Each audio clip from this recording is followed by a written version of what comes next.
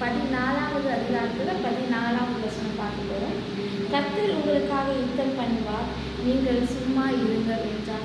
இதுக்கு முன்னாடி வசனத்தை பார்த்தீங்கன்னா, இன்று கண்ட எகிப்தியனை நீ ஒருபோதும் காண மாட்டாய்ன்னு உங்களுக்கு பார்ப்போம்.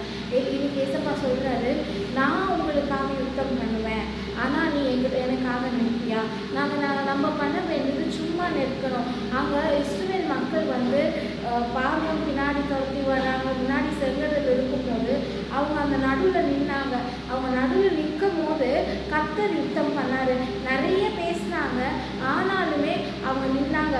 கர்த்தர் சொல்றாரு, நான் உங்களுக்காக யுத்தம் பண்ணுவேன், நீங்கள் சும்மா இருங்கள், நீங்கள் சும்மா இருங்கள் என்று 14 பார்க்குறோம். நம்ம அந்த கஷ்டங்கள் இருக்கும்னா எல்லா விதத்திலையும் நம்ம நெருக்கும் போது நம்மளுக்கு ரொம்ப கஷ்டமாக இருக்கும். என்ன பண்ணுறதுன்னு தெரியாத போது நம்ம நிறைய பேசுவோம், புலம்புவோம், நிறைய புலம்புவோம். பேசுறதை விட ஏசப்பா சொல்கிறாரு, சும்மா இருங்கள், நீங்கள் சும்மா இருங்க, நான் உங்களுக்காக யுத்தம் பண்ணுவேன், நான் உங்களுக்காக யுத்தம்